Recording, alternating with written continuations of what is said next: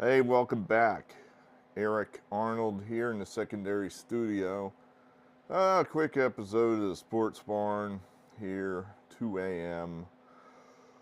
on Super Bowl Eve, or Super Bowl morning, 9th of February 2025. I don't know, I just felt like making a quick video here. Really, the reason I want to make this video is because of Frank. I'm dedicating this video to a young man named Frank, not his real name, but I believe it speaks to being a fan. Let me give you a quick backstory. Uh, met this young man at a party, Super Bowl party some years ago. He was rooting for his team, the Cincinnati Bengals. Yeah, well, it's his team, it is what it is. It's his team.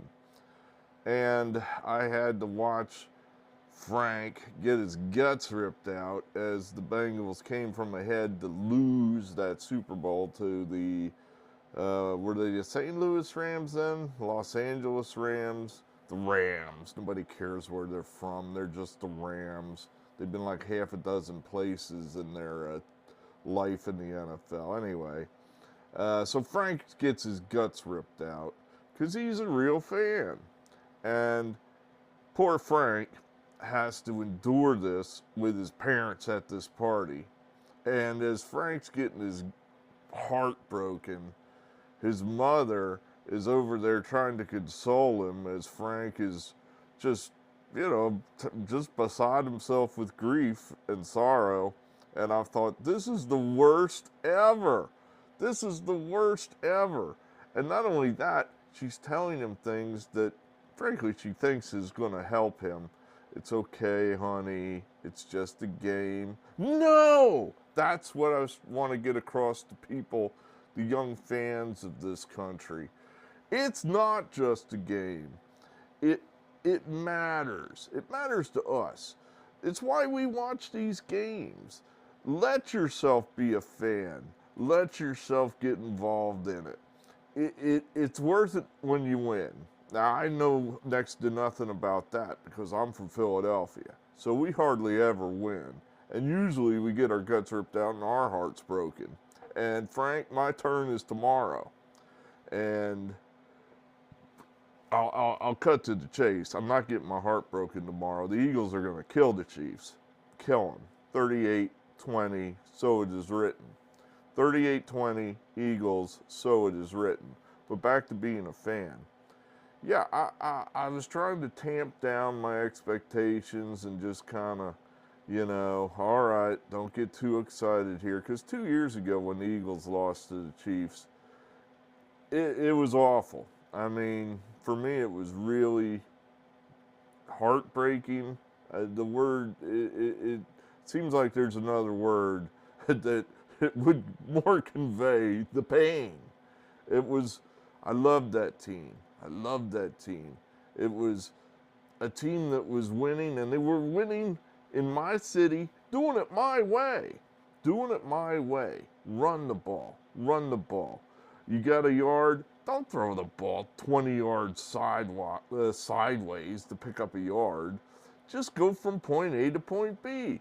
And suddenly the Eagles started doing that with the magical brotherly shove or the tush push or just commonly known as the quarterback sneak, which the great New England Patriots have always used that play to great success. And everybody seemed to be mystified how to use this play. Well, finally, the Eagles were doing it, and I loved that team right up until the point when they broke my heart. I've never been divorced, but I could kind of feel it felt like that, where the one you love betrays you. And the Eagles had a 10-point lead at halftime, and we're kind of thinking, I don't know any team's ever blown a 10-point lead in the Super Bowl at halftime.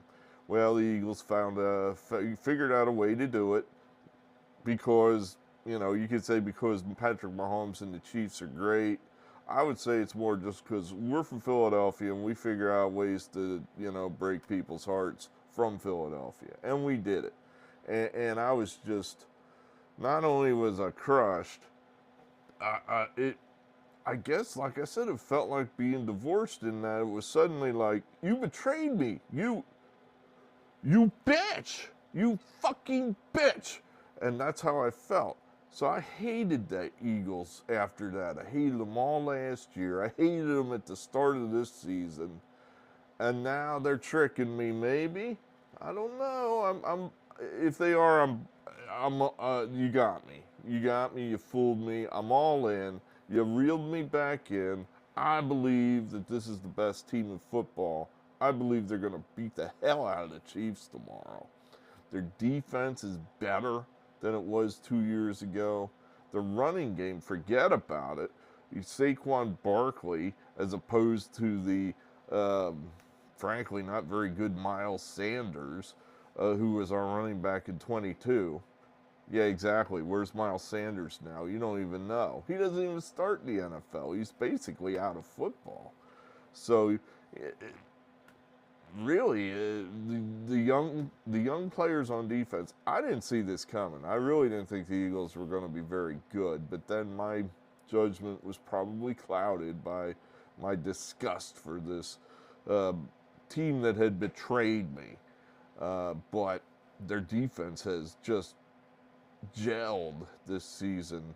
The two rookie cornerbacks they picked up in the draft, the Eagles generally don't draft very well, but they picked up two absolute studs, Quinyon Mitchell and Cooper DeJean, particularly Mitchell.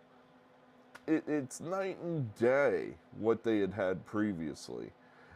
They pick up a guy off the street, basically, in Zach Bond. I've never even heard of this guy before this year. And it looked like it was just another, pedestrian linebacker who's just marking time and not being. The Eagles never have very good linebackers, but damn, this guy's played so well. And then Jalen Carter has been just he's a game wrecker. He's the guy we hoped he would be when we picked him out of Georgia and ignored all the baggage he had and said, we don't care. This guy's a game wrecker. And now he finally is. So, and then our offense is still as good as it was 2 years ago. So, I don't know. The Chiefs are just barely squeaking by. They're just barely squeaking by.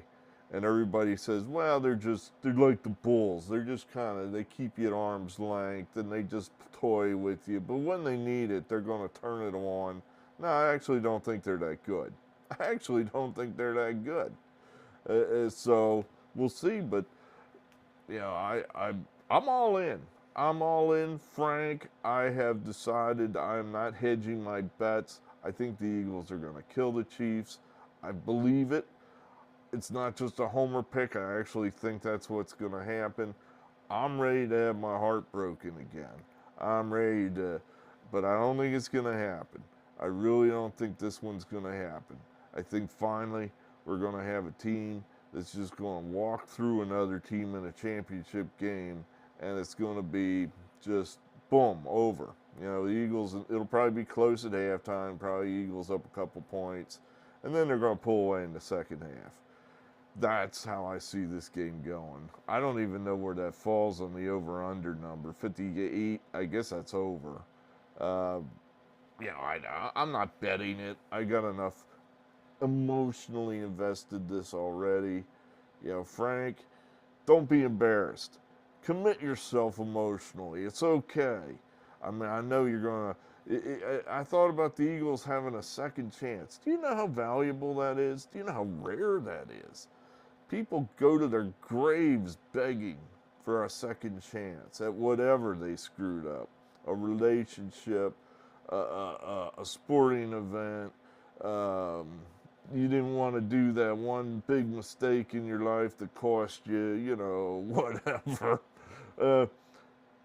So many people never get a second chance. Most people never get a second chance. Well, we've got one. We've got one tomorrow. We're not wasting it. Oh, and that's another thing, Frank. Don't be ashamed to say we. We. You're part of this team.